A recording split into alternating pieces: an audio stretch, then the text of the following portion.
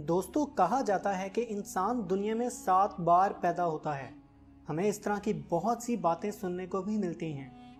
दुनिया के बहुत से मज़ाहिब जैसे कि बुद्धिज़्म, सिखिज़्म भी इसकी तस्दीक करते हैं कि हम दुनिया में मरने के बाद फिर से ज़िंदा हो जाते हैं। लेकिन अगर हम खुद को देखें तो हमें शायद ही कभी महसूस हुआ हो कि हम इससे पहले भी कभी दुनिया में आ चुके हैं। लेकिन हैरान कुन तौर पे इस दुनिया में कुछ ऐसे लोग भी हैं जिनको अपनी पिछली ज़िंदगी के बारे में बहुत सी अहम बातें याद हैं। ये बातें ज़्यादातर 3 से 4 साल के बच्चों में ही देखने को मिली हैं और इन बातों को सच इसलिए माना गया कि उन बच्चों ने अपने बारे में जो कुछ भी बताया वो रिसर्च करने पे सब कुछ सच साबित हुआ।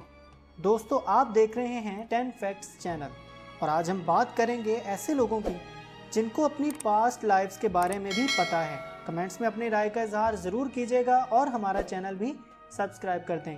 तो चलते हैं वीडियो की तरफ। शांति देवी। शांति देवी इंडिया के शहर दिल्ली से हैं।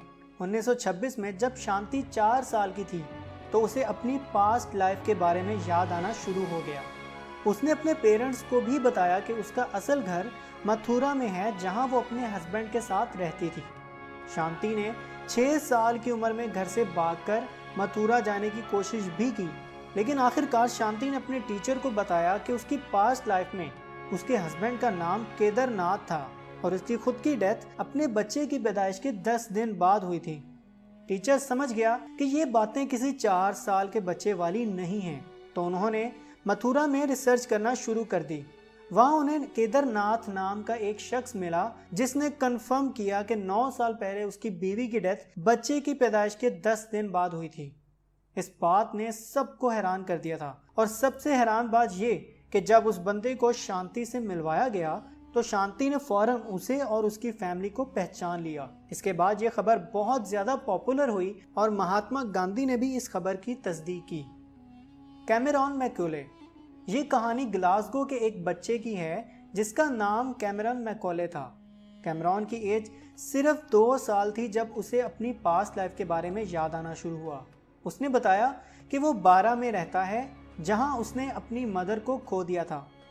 कैमरॉन अपनी उस माँ को याद कर करके परेशान रहने लगा था। वो 3 साल तक सबको इस बारे में बताता रहा और ये भी बताया कि उसके फादर का नाम शेन रॉबर्ट था, जो कि एक कार एक्सीडेंट में मारे गए थे। ये सब सुन के उसके पेरेंट्स उसे 12 ले गए। उसके बाद जो हुआ वो सबके लिए बहुत हैरानकुन था। ऐसी जगह जहां कैमरॉन अपनी ज़िंदगी में पहली बार गया था, वहां उसे जाते ही अपने घर का रंग, अपने डॉग की ब्रीड और उसका कलर और अपनी खिड़की से नज़र आने वाला मंजर सब कुछ याद था, जिसे वो अपनी ड्राइंग में भी बनाया करता था। उसकी वो सब बातें सच साबित हुई जो वो अपनी पास्ट लाइफ के बारे में बताया करता था। जेम्स लीनिंजर। जेम्स 1998 में पैदा हुआ और सिर्फ 2 साल की एज में उसे महसूस होने लगा कि उसे अपनी पास्ट लाइफ के बारे में याद है। उसने अपने पेरेंट्स को हिरोशिमा के हमले की एक तस्वीर दिखाई और बताया कि इस जगह उसका प्लेन क्रैश हुआ था। जेम्स के पेरेंट्स एकदम हैरान रह गए, लेकिन जेम्स के पेरेंट्स ने शुरू से इन बातों को सीरियस लिया और सर्च करने लग गए। सर्च करने पे पता चला कि वर्ल्ड वॉर 2 के दौरान सिर्फ एक ही प्लेन क्रैश हुआ था और शॉकिंग बात ये थी कि जो जगह जेम्स ने बताई थी वो बिल्कुल सही थी। रिसर्च करने से पता चला कि वो प्लेन एक अमेरिकन पायलट जेम्स हॉस्टन उड़ा रहा था जो क्रैश होके गिरा। और सिर्फ यही नहीं, छोटे जेम्स को ये भी याद था कि उसकी शिप का नाम क्या था। जेम्स को अक्सर रात को डरावने ख्वाब आते थे जिसमें वो देखता था कि वो तबाह हुए जहाज से निकलने की कोशिश कर रहा है, लेकिन वो निकल नहीं पा रहा। ये वाकया 1945 में हुआ था, जबकि जेम्स जो सिर्फ 1998 में पैदा हुआ उसे ये सब याद था और एक एक करके उसकी सब बातें सच साबित होती गईं। रायन एक बच्चे का नाम है जो मिडवेस्ट से था। उसकी एज 4 साल थी जब उसे हर रात को डरावने ख्वाब आने लगे। ये सिचुएशन 1 साल तक चलती रही, लेकिन जब वो 5 साल का हुआ तो उसे महसूस होना शुरू हुआ कि वो असल में कोई और इंसान था।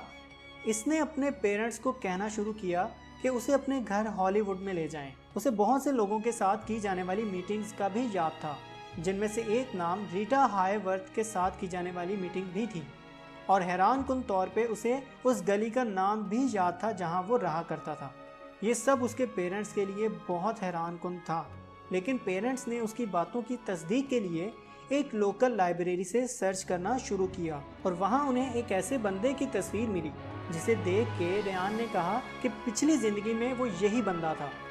उसके बाद रेयान के पेरेंट्स ने एक साइकेट्रिस्ट को हायर किया कि वो रेयान के केस को सॉल्व करे। 2 हफ्तों की रिसर्च के बाद पता चला कि रेयान ने पिक्चर में जिस बंदे को देखा था वो मार्टिन था और वो मूवीज में काम करता था। और हैरत अंगेज तौर पे रेयान की बताई जाने वाली सारी इंफॉर्मेशन मार्टिन से मैच कर गई, जिससे साबित हुआ कि रेयान अपनी पिछली जिंदगी में मार्टिन ही था। Chase Bowman.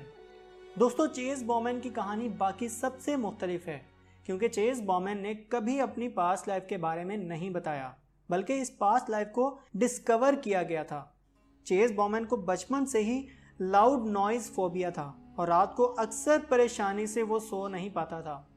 ऐसी हालत में उसकी कलाई पे कुछ जख्म नजर आने लग जाते थे।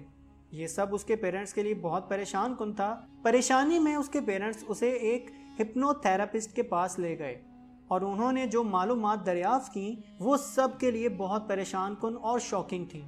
उन्होंने पता लगाया कि चेज बॉमैन पहले एक ब्लैक सोल्जर था जिसकी अमेरिकन सिविल वॉर के दौरान डेथ हुई थी। डेथ की वजह उसकी कलाई पे लगने वाली बंदूक की गोली थी, जिसके निशान चेज बॉमैन की कलाई पे नजर भी आते थे। यकीनन ये बातें चेज बॉमैन ने खुद नहीं बताई थी, ये बातें हिप्नोथेरेपिस्ट सेशन के दौरान पता लगवाई गई थी। और जब इन बातों की रिसर्च की गई तो पता चला ये सब बातें बिल्कुल दुरुस्त थीं। दोस्तों, अगले पार्ट में इससे भी ज़्यादा हैरानकुन स्टोरीज होंगी। आज की वीडियो यहीं तक थी। इसका नेक्स्ट पार्ट देखने के लिए इस चैनल को सब्सक्राइब कर दें ताकि इसका नेक्स्ट पार्ट आपसे मिस ना हो जाए। मिलते हैं नेक्स्ट वीडियो में बहुत ही अमेजिंग स्टोरीज के साथ।